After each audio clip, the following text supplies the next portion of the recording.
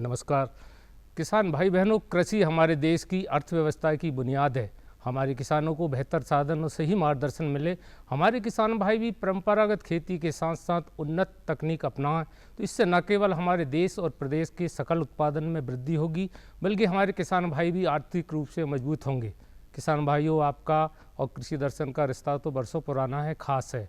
आइए इस रिश्ते को और मजबूत बनाते हैं कृषि संबंधी नवीनतम जानकारियों के साथ। पहले देखते हैं खबरें खेती की और जानते हैं मंडी के भाव।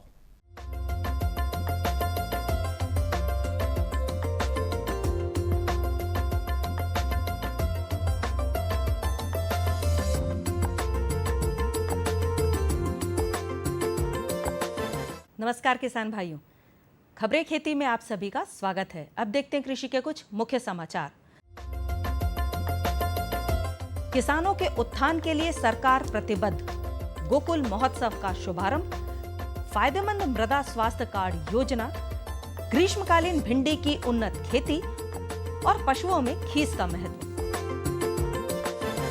केंद्रीय कृषि एवं किसान कल्याण मंत्री राधा मोहन सिंह ने कहा कि किसानों का विकास एवं उत्थान सरकार की पहली प्राथमिकता है और इसे अंजाम देने के लिए सरकार ने वर्ष 2022 तक किसानों की आय दुगनी करने का लक्ष्य रखा है। श्री सिंह ने यह बात भारतीय कृषि अनुसंधान संस्थान में कृषि उन्नति मेला 2017 के उद्घाटन पर कही। मेले में किसानों के संरक्षण, सशक्तिकरण और उनकी प्रगति को ध्यान में रखकर तैयार की गई फसलों एवं पशुओं की नई किस्मों, तकनीक, विशेष योजनाओं एवं कार्यक्रमों की जानकारी दी। श्री सिंह ने इस मौके पर कहा कि सतत कृषि विकास के लिए भूमि की उर्वरक शक्ति बनाए रखना जरूरी है। प्रधानमंत्री ने सॉइल हेल्थ कार्ड योजना की शुरुआत फरवरी 2015 में ही कर दी थी और अब तक 460 मृदा परीक्षण प्रयोगशालाओं की मंजूरी दे दी गई है। पशुपालन मंत्री अंतर सिंह आर्य ने गोकुल महोत्सव के द्वितीय चरण का शुभारंभ बड़वानी जिले के ग्राम पलसूद से किया। इस मौके पर श्री आर्य ने गोपाल पुरस्कार योजना में प्रदेश स्तर पर सर्वश्रेष्ठ चयनित गायों के पालकों को योजना राशि के चेक एवं प्रमाण पत्रों का भी वितरण किया। पशुपालन मंत्री ने श्री आर्य ने कहा कि किसानों की आय दुगनी करने में मुर्गी एवं बकरी के साथ साथ गाय पालन का विशेष महत्व है। आगामी 9 मई तक पशुपालन विभाग की टीम हर गांव में जाकर बकरी, मुर्गी, गाय, भैंस का निःशुल्क उपचार एवं टीकाकरण करेगी। श्री आर्य ने किसानों को अपने दुधारू पशुओं एवं मुर्गियों का टीकाकरण अवश्य लगवाने को कहा।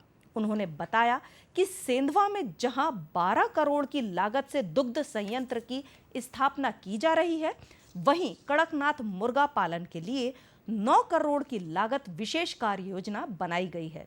इसी प्रकार आदिवासी बहुल क्षेत्रों में रेशम उद्योग को बढ़ावा देने के लिए धार में शीघ्र ही एक बड़ा सम्मेलन किया जाएगा। मृदा स्वास्थ्य कार्ड योजना के तहत केंद्र सरकार अगले 3 वर्षों में देश के 14 करोड़ किसानों को मृदा स्वास्थ्य कार्ड उपलब्ध करवाएगी। इसके तहत किसान अपनी खेत की जमीन की मिट्टी की जांच करवा सकेंगे। इस योजना का प्रमुख उद्देश्य उर्वरकों के अनियंत्रित प्रयोग को रोकना है। इसके माध्यम से किसानों को फसल के हिसाब से उर्वरकों का उपयोग करने की सुविधा भी मिलेगी। यह कार्ड मृदा परीक्षण के बाद जारी किया जाएगा। मिट्टी जांच से खेत की मिट्टी में पौधों की समुचित वृद्धि एवं विकास हेतु आवश्यक पोषक तत्वों की उपलब्धता मात्रा का रासायनिक परीक्षणों द्वारा आकलन करना है। विभिन्न मृदा विकास जैसे मृदा की लवणीयता, क्षारीयता और अम्लीयता आदि की जांच करना मृदा परीक्षण के अंतर्गत आता है। भिंडी की उन्नतशील किस्में अच्छी फसल के लिए लगाना अत्यंत आवश्यक है। कुछ महत्वपूर्ण किस्में पूसा सावनी, पूसा मखमली, पार्किस लॉन्ग ग्रीन, परभीन क्रांति, पंजाब पद्मिनी, अर्का अभय, अर्का अनामिका इत्यादि हैं। गर्मी की फसल के लिए 18 से 20 किलोग्राम बीज प्रति हेक्टेयर उपयुक्त रहता है। नवजात पशुओं को खीस पिलाने से रोग प्रतिरोधक क्षमता बढ़ती है। सामान्य दूध की अपेक्षा खीस में लगभग 4 से 5 गुना प्रोटीन और 10 गुना विटामिन पाया जाता है और इसमें अन्य महत्वपूर्ण पदार्थ जैसे कॉपर, लोहा, मैग्नीशियम और मैग्नीज भी पाया जाता है। यह हल्के जुलाब का कार्य करता है जो नवजात बछड़े की बछुओं की आंतों से गंदे मल को बाहर निकालने में मदद करता है। मुंह के अंदर 2 अंगुलियां डालें और उनको जीभ पर रखें, जो बछड़े और बच्चियों को दूध पीना आरंभ करने में मदद करता है।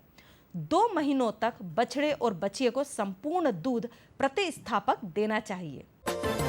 किसान भाइयों, खबरें खेती में बस अब इतना ही। अब आप देखिए मंडी भाव और मुझे दीजिए आज्ञा। नमस्कार।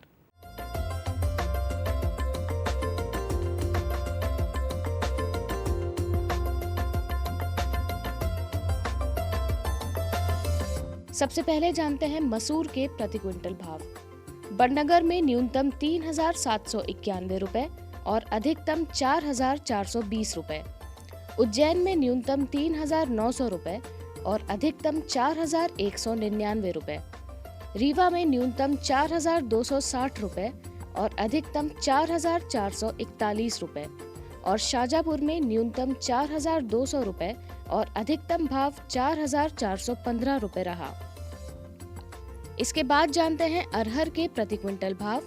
बीकन गांव में न्यूनतम 3,550 रुपए और अधिकतम 3,950 रुपए। इंदौर में न्यूनतम 3,670 रुपए और अधिकतम 3,870 रुपए। राहतगढ़ में न्यूनतम 5,200 रुपए और अधिकतम 5,400 रुपए और खातेगांव में न्यूनतम 3,090 रुपए और अधिकतम भाव 4,051 रुपए रहा। अंत में जानते हैं सोयाबीन के प्रति क्विंटल भाव। उज्जैन में न्यूनतम 2,252 रुपए और अधिकतम 3,060 रुपए। सेंधवा में न्यूनतम 2,615 रुपए और अधिकतम 2,750 रुपए। काला पीपल में न्यूनतम 2,650 रुपए और अधिकतम 2,900 रुपए और सतना में न्यूनतम 2,200 रुपए और अधिकतम भाव 2,766 रुपए रहा।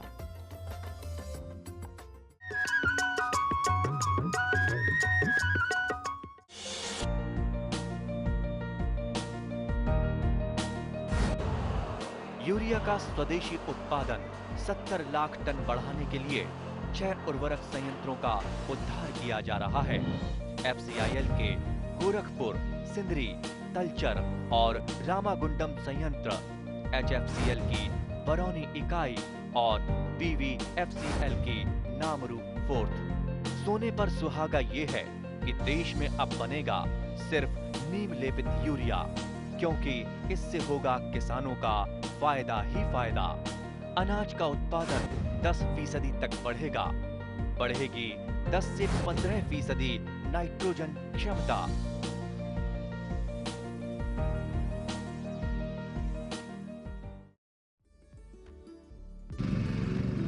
नई तकनीक सभी को अच्छी लगती है।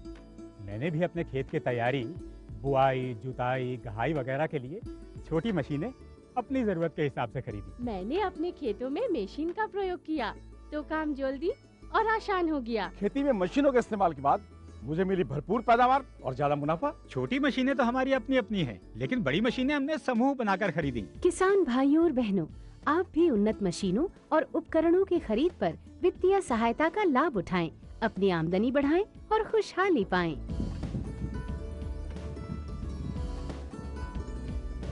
हो गया।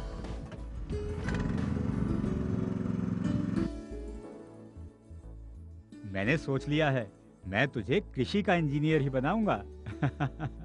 नई मशीनें, नए उपकरण आए आपके द्वार, ले लो इनसे अब खूब खुशी और पैदावार।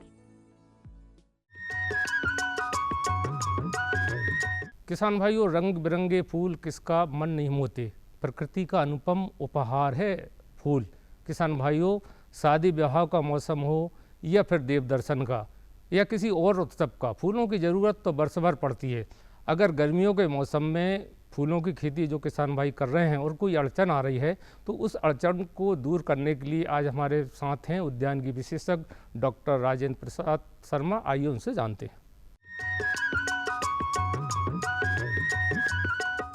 किसान भाइयों नमस्कार। किसान भाइयों, अभी गर्मी का सीज़न शुरू हो गया है। वैसे तो किसान भाई 12 महीने फूलों की खेती करते हैं हमारे किसान भाई, और किसान भाई क्या सभी को मालूम है कि आजकल फूलों की बहुत आवश्यकता है और फूल निरंतर साल भर उपयोग में आने वाली चीज़ है। चाहे आप किसी प्रकार के कार्यक्रम करें, तीज त्यौहार हो या धार्मिक कार्यक्रम हो, शादी ब्याह हो या किसी भी प्रकार के कोई भी मांगलिक कार्य हो, फूलों की आवश्यकता बहुत होती है। और निश्चित रूप से फूलों की जब आवश्यकता ज़्यादा होगी, मांग ज़्यादा होगी, तो हमारे किसान भाइयों को उत्पादन ज़्यादा करना पड़ेगा, उससे उनको लाभ भी होगा और एक सामान्य जो खेती करता है किसान भाई, उससे भी कई गुना यदि वो आज की आधुनिक युग में उन्नत किस्म की खेती यदि फूलों की व्यावसायिक रूप में करेगा तो निश्चित रूप से उसको दुगना तिगना लाभ होगा।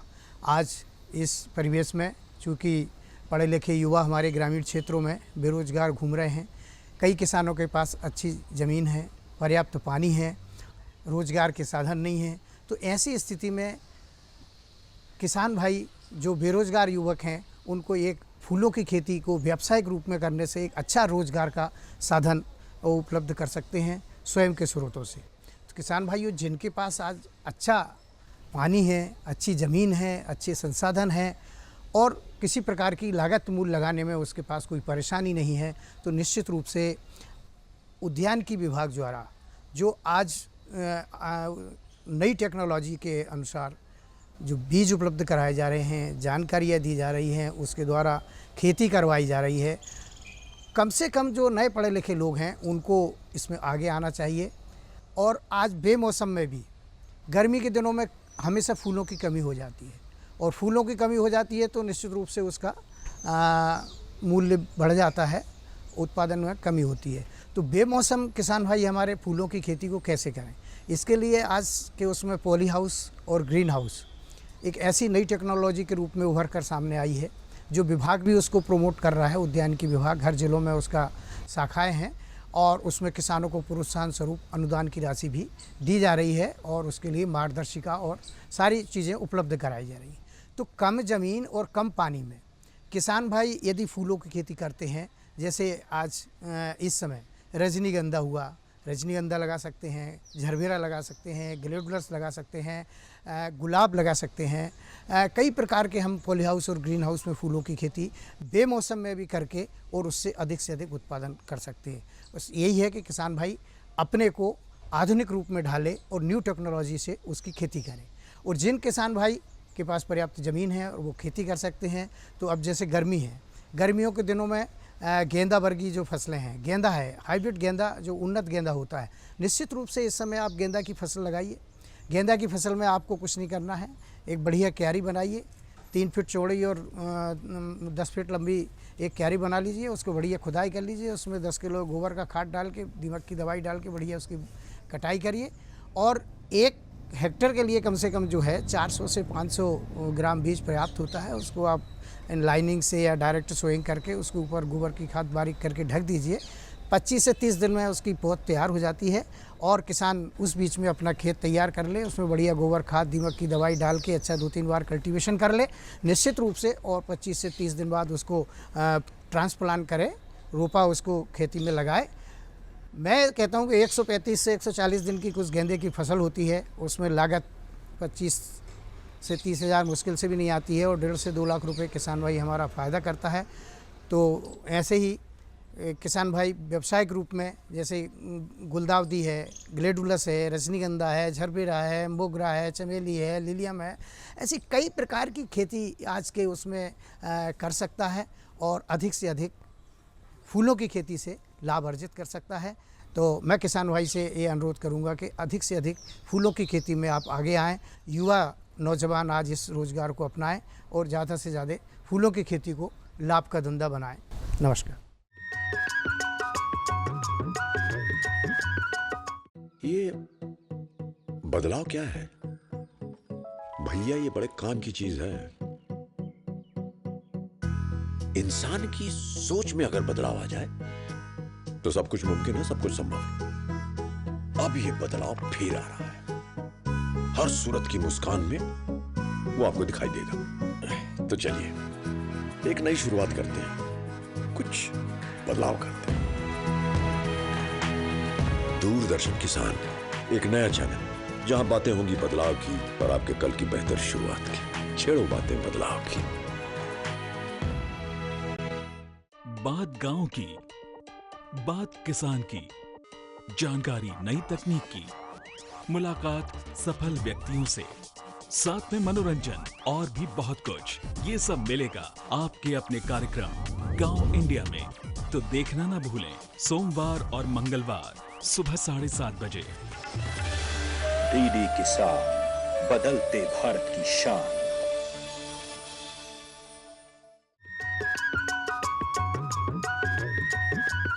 किसान भाइयों, कृषि और पशुपालन एक दूसरे के पूरक हैं। हमारे देश में प्राचीन काल से पशुपालन का व्यवसाय होता आया है। किसान भाइयों, किसानों के साथ साथ खेतिहर मजदूर भी पशुपालन करते हैं। आज हम आपको वो जानकारी देंगे कि गर्मियों के मौसम में जैसे आपको गर्मी लगती है, आपके परिवार के सदस्यों को गर्मी लगती है, वैसे ही पशुओं को भी गर्मी लगती है। तो इनकी देखभाल आप कैसे करें, इसी संबंध में अपने विचार बता रहे हैं पशु चिकित्सक डॉक्टर सुनील तोमरिया जी। आइए जानते हैं। गर्मी की ऋतु के कुछ जो मुख्य प्रभाव पशुओं पर पड़ते हैं, उनमें सबसे मुख्य प्रभाव है हीट स्ट्रोक या लू लगना, या इसको सन स्ट्रोक भी कहते हैं। ये तब होता है जब अचानक पशु को अपन भारी धूप में ले जाते हैं, या उसे गर्मी बहुत ज़्यादा दोपहर के समय में काम में लेते हैं, या सुबह छाया में से लेकर अचानक उसको गर्मी में ले जाते हैं, या गर्मी के मौसम में या धूप में उसको पानी में नहला देते हैं। इससे बचने के लिए किसान भाई कुछ सावधानी रखें। सुबह एवं शाम के समय अपने पशुओं को चराने के लिए लेके जाएं। जब बहुत ज़्यादा धूप आ रही हो या दोपहर का समय हो रहा है, उस टाइम पर अपने पशुओं को ठंडी छायादार, घनी छायादार पेड़ के नीचे बैठा कर रखें। दूसरी जो सावधानी किसान भाइयों को रखना है वो ये है कि पानी की व्यवस्था। सामान्य दिनों में हम सुबह या शाम 2 बार अपने पशुओं को पानी देते हैं, लेकिन गर्मी की ऋतु में पशुओं के लिए अगर हो सके तो 24 घंटे उनके लिए पानी उपलब्ध होना चाहिए। अगर आप पानी की ऐसी व्यवस्था नहीं है तो कम से कम 4 बार अपने पशुओं को दिन के समय पानी ज़रूर पिलाएं। इससे आपके पशुओं को डिहाइड्रेशन या पानी की कमी होने की समस्या नहीं होगी। खेती में काम आने वाले पशु हैं जैसे बैल वगैरह हैं, इनसे अगर आप खेतों में काम ले रहे हैं तो सुबह के समय जल्दी इनसे काम ले लें। उसके बाद दोपहर जब चढ़ने लगती है उस टाइम अपने पशुओं को ठंडी छायादार या उनकी पशुशाला में वापस बांध दें। एवं शाम के समय जब सूरज ढलने लगता है उस समय के लिए कुछ घंटों अपन फिर से इनसे काम ले सकते हैं। अब होता है लू से बचाव करने के लिए अपने पशुओं को अगर बाड़े में आप रखे हैं बांध कर, तो कोशिश करें कि बाड़ा हवादार हो, स्वच्छ हो। एवं लू अगर डायरेक्ट लग रही है तो उस तरफ उन टाट के बोरे वगैरह बांधकर डायरेक्ट लू लगने से अपने पशुओं को बचा सकते हैं। कई बार बहुत ज़्यादा जब गर्मी बढ़ जाती है, असहनीय हो जाती है, तो पशु बाड़े में पंखे एवं कूलर लगाकर भी ठंडी की व्यवस्था कर सकते हैं अपन। अगर ऐसी व्यवस्था आपने कर रखी है तो ध्यान रखें आपका पशु अगर बाहर से गर्मी में आया है तो अचानक वो कूलर में ना जाए, या अगर बैठा हुआ है अंदर अपने पशु बाड़ा में कूलर में अगर पशु बैठा हुआ है तो अचानक उसे आप धूप में ना निकालें। एक बात और ध्यान रखें, मई जून के महीने में पशुओं में टीकाकरण भी किया जाता है विभाग की तरफ से। तो ध्यान रखें, पशुपालक विभाग से संपर्क करके, पशु चिकित्सा विभाग से संपर्क करके अपने पशुओं में गलघोंटू, एकटंगिया एवं अन्य जो भी टीके मई जून के महीने में लगाए जाते हैं उनको लगवा लें, ताकि बारिश शुरू होने से पहले बारिश के दौरान जो बीमारियां होती हैं उनसे उनका बचाव किया जा सके। दूध उत्पादन वाले पशु गर्मी के दिनों में दूध उत्पादन उनका कम होने लगता है। इसका मुख्य कारण पानी की कमी, गर्मी का विपरीत प्रभाव एवं हरे चारे की अनुपलब्धता होता है। किसान भाइयों ने अगर बरसीम की व्यवस्था करके रखी हुई है तो अपने पशुओं को उचित मात्रा में हरा चारा उपलब्ध कराते रहें, भरपूर पानी की व्यवस्था उनके पास रहे, और गर्मी में दोपहर में या हो सके तो सिर्फ सुबह के समय कुछ समय के लिए उनको चारागाह में चरने के लिए छोड़ें, एवं बाकी पूरे दिन उनको छायादार पेड़ के नीचे या पशुशाला में बांध कर रखें। एक बात और ध्यान रखने योग्य है कि आपको लू लग गई है पशु को या उसको हीट स्ट्रोक हो गया, इसके क्या सिम्टम्स हैं, इसके बारे में मैं आपको जानकारी दे देता हूँ।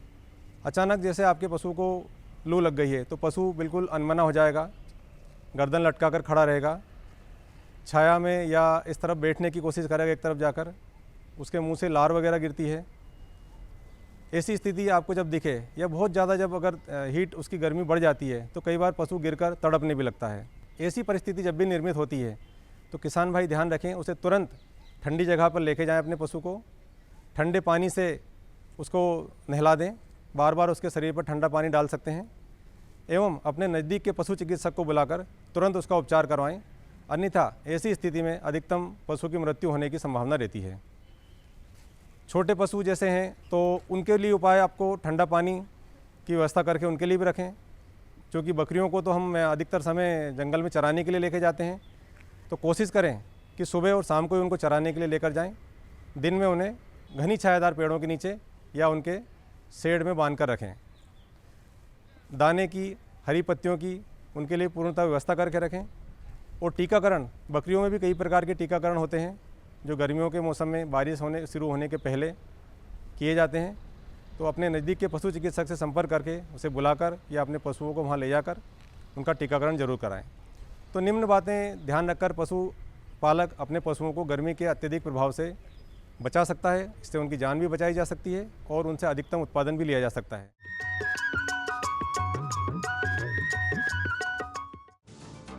धरती पर अवतार बनकर जन्म लेते हैं कुछ ऐसे जांबाज, ये जज्बे और जुनून से खुद लिखते हैं अपनी तकदीर। ऐसे किसानों की गौरव गाथा देखिए कदमों में आसमां, हर गुरुवार रात 9:30 बजे डीडी किसान पर। डीडी किसान, बदलते भारत की शान। घर की चौखट से निकलकर जब भी कुछ अलग करने की ठानी, जज्बे और समझ से बदली खुद अपनी कहानी। चाहे हो पुरानी परंपरा को बचाना या फिर हो घर के खर्च को चलाना, चुनौतियों को पार कर जिंदगी में था आगे जाना। हर ग्रामीण महिला बनी मिसाल। देखिए इनके संघर्ष की दास्तान, सच होंगे सपने। हर शुक्रवार रात 9:30 बजे डीडी किसान पर। डीडी किसान, बदलते भारत की शान। गर्व भारत के विकास का,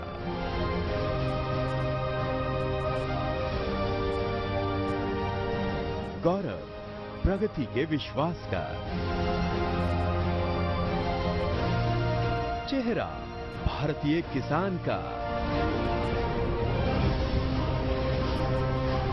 परचम भारत की शान का। डीडी किसान, बदलते भारत की शान।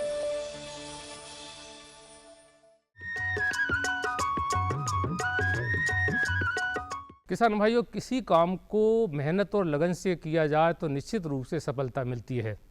तो ये थी आज की जानकारी। अब है पत्र लिखने की आपकी बारी। हमारा पता है कार्यक्रम कृषि दर्शन, रूम नंबर 4, दूरदर्शन केंद्र Shyamla hills Bhopal. Pin code है 462013। किसान भाइयों, अब वक्त है आपसे अनुमति का। फिर मुलाकात होगी एक नए अंदाज, नए सोच के साथ। तब तक के लिए नमस्कार।